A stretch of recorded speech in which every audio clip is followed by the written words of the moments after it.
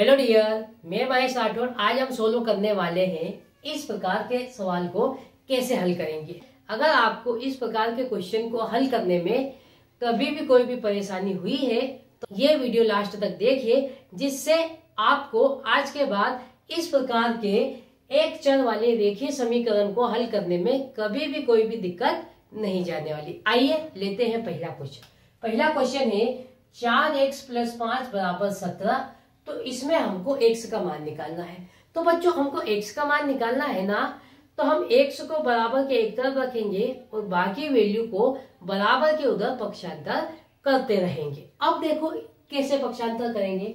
यहाँ पर लिखेंगे हम हल और हमको क्या दिया है वो लिख लेंगे। 4x + 5 = 17 है। तो हमको किसका मान निकालना है? x का मान निकालना है। तो बाकी वैल्यू को हम बारी बारी से पक्षांतर करेंगे। तो देखो यहाँ पर ये प्लस का 5 है, पहले हम इसको पक्षांतर करेंगे तो ये प्लस का 5 बराबर के उधर जाके माइनस का 5 हो जाएगा। तो देखो यहाँ पर बच्चों 4x = 17 - 5, ये प्लस का 5 है, बराबर के उधर पक्षांतर करेंगे तो माइनस का 5 हो जाएगा। अब देखो बच्चों 17 प्लस का है और 5 माइनस का है। जब भी एक प्लस वाली और एक माइनस वाली संख्या होती है तो हम घटाते हैं। तो देखो 17 में से 5 घटाएंगे, कितना बचेगा? 12। वो चिन्ह कौन सा लगाते हैं? बड़ी वाली संख्या के सामने वाला। तो बड़ी वाली संख्या क्या है? प्लस की है, तो यहाँ पर क्या आ जाएगा? प्लस का 12 और बराबर में इधर क्या चल रहा है? 4x। अब देखो x का मान निकालना है ना, तो हमको इस 4 को भी पक्षांतर करना पड़ेगा। तो 4 देखो x के गुणा में है ना। अब देखो ये चर और अचर राशि के बीच कोई भी चिन्ह नहीं है, मतलब कि उनके बीच गुणा का चिन्ह है। तो अब ये 4 को पक्षांतर करेंगे तो गुणा वाली संख्या बराबर के उधर जाके भाग लगती है। ये बात आपको भी ध्यान रखना है। तो x = 12/4। अब क्या करेंगे? 12 में 4 का भाग दे देंगे। तो देखो 4 एकम 4, 4 तिरी 12। तो प्यारे बच्चों x का मान कितना निकल आया? 3 निकल आया। तो बच्चों मैंने स्टेप बाय स्टेप इसको बड़े ही आसान तरीके से समझाने का प्रयास किया। अब लेते हैं क्वेश्चन नंबर दूसरा। क्वेश्चन नंबर दूसरा है m/4 = 10/8। तो प्यारे बच्चों हमको इसमें m का मान निकालना है। तो m का मान निकालना है ना, तो बाकी वैल्यू को हम पक्षांतर करते जाएंगे। तो हम यहाँ पर लिख लेंगे हल और हमको दिया क्या है वो एक बार लिख लेंगे। m/4 = 10/8। तो प्यारे बच्चों हमको m का मान निकालना है तो बाकी संख्याओं को पक्षांतर करना पड़ेगा।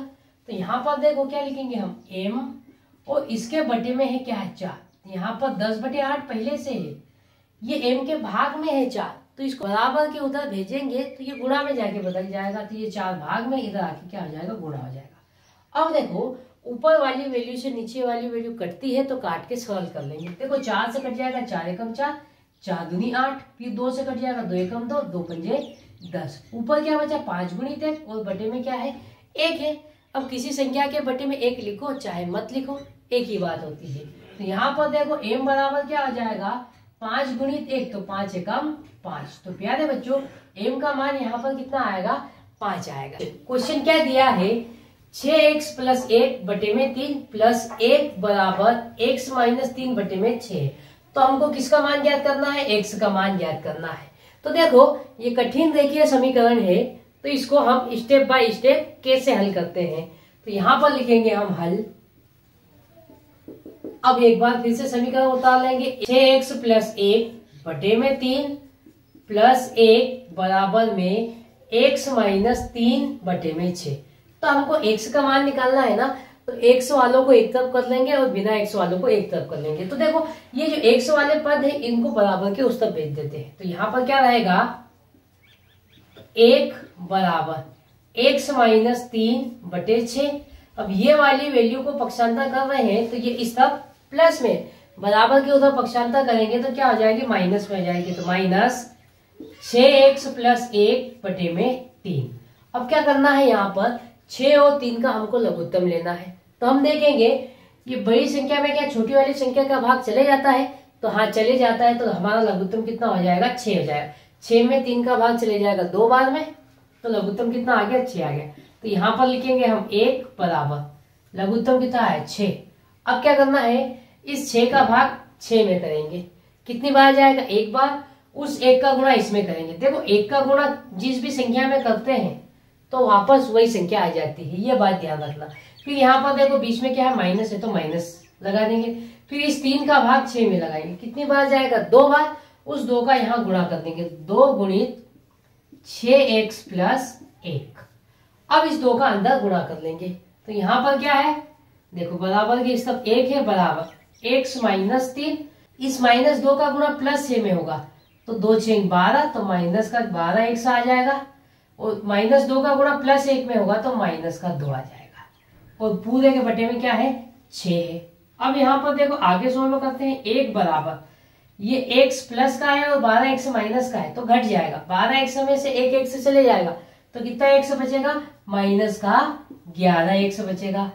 अब -3 और -2, माइनस माइनस वाली संख्या जुड़ जाती है तो -3 और -2 कितना हो जाएगा, माइनस का 5। और बटे में क्या चल रहा है, 6 चल रहा है। अब देखो ये 6 इस भाग में इधर आके गुणा हो जाएगा, तो यहाँ पर सोल्व करेंगे तो 6 का गुणा 1 में हो जाएगा, कितना हो जाएगा, 6 बराबर में क्या है, माइनस 11x माइनस 5। अब ये माइनस का 5 बराबर की इस तरफ आएगा तो प्लस का 5 हो जाएगा।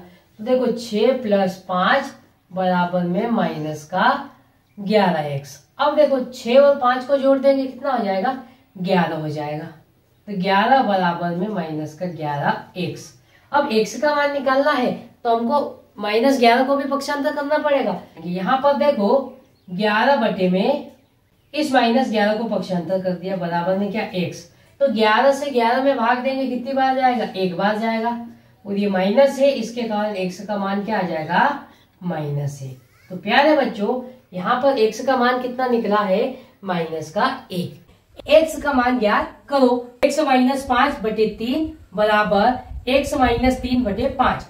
अब इसको हमको सरल करना है तो इसको कैसे हल करेंगे, तो हम क्या करेंगे, क्रॉस गुणा करेंगे। इस 5 का गुणा x माइनस 5 में करेंगे और इस 3 का गुणा x माइनस 3 में करेंगे। तो आओ बच्चों करते हैं इसको, 5 गुणित x माइनस 5, इस 5 का गुणा इन दोनों में करना है। फिर बराबर का चिन्ह लगाया, इस 3 का गुणा इधर करेंगे तो 3 गुणित x माइनस 3। अब यहाँ पर देखो इनका अंदर गुणा कर लेते हैं, तो देखो इस 5 का गुणा x में होगा तो कितना x आ जाएगा, 5x आ जाएगा। यहाँ पर ये दोनों संख्या प्लस की थी तो 5x भी प्लस का आएगा। अब यहाँ पर देखो 5 का गुणा 5 में करेंगे, कितना आ जाएगा, 25। अब चिन्ह कौन सा लगा है, तो देखो ये 5 प्लस का है और ये 5 माइनस का है। जब भी प्लस माइनस का गुणा होता है तो माइनस चिन्ह आता है, ये बात आपको ध्यान रखनी है। अब देखो बीच में बराबर का चिन्ह है तो बराबर का चिन्ह लगा देंगे। अब 3 का गुणा x में होगा तो कितना आ जाएगा, 3x। अब देखो 3 भी प्लस का है, x भी प्लस का है तो ये भी प्लस का आ जाएगा। अब यहाँ पर देखो 3 का गुणा 3 में करेंगे, कितना आ जाएगा, 9। लेकिन ये प्लस वाली संख्या है, ये माइनस वाली संख्या है तो ये क्या आएगा, माइनस आ जाएगा। अब देखो क्या करना है, 100 वालों को एक तरफ करेंगे और बिना 100 वालों को एक तरफ करेंगे। तो यहाँ पर देखो 5x ये है, ये 3x बराबर के उधर प्लस में, तो बराबर के इधर पक्षांतर करके लाएंगे तो ये माइनस का 3x हो जाएगा। बीच में बराबर का चिन्ह है तो बराबर का चिन्ह लगाएंगे। यहाँ पर -9 पहले से है।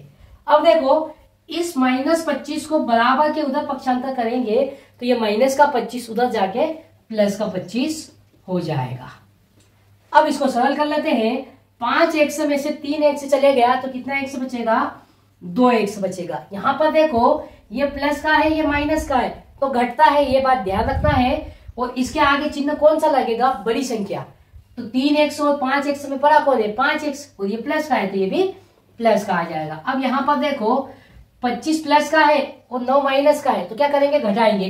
तो 25 में से 9 गया, कितना आ जाएगा, 16 आ जाएगा। और चिन्ह कौन सा लगाना है, बड़ी संख्या के आगे वाला। तो बड़ी संख्या कौन सी, 25, इसके आगे प्लस है तो ये भी प्लस आ जाएगा। अब देखो किसी भी संख्या के आगे प्लस लगाओ चाहे मत लगाओ, वो प्लस की रहेगी। अब यहाँ पर देखो 2x के गुणा में बराबर के उधर जाएगा तो भाग लग जाएगा, तो x बराबर क्या हो जाएगा, 16/2। अब 16 में 2 का भाग लगाएंगे तो 2 एकम 2, 2 अठे 16, तो x का मान कितना आ गया, 8 आ गया। क्वेश्चन है 3x + 2/7 बराबर 2/5 है तो x का मान ज्ञात करो। यहाँ पर लिखेंगे हम हल, यहाँ लिखा हल, हमको दिया है वो लिख लेंगे, दिया है, क्या दिया है हमको, 3x + 2 पूरे के बटे में 7 बराबर 2/5। यहाँ पर लिखेंगे ज्ञात करना है, ज्ञात करना है। क्या ज्ञात करना है? x का मान ज्ञात करना है कि x बराबर क्या आएगा। तो यहाँ पर इसको लिख लेते हैं। क्या आएगा? 3x + 2 पूरे के बटे में 7 बराबर 2/5।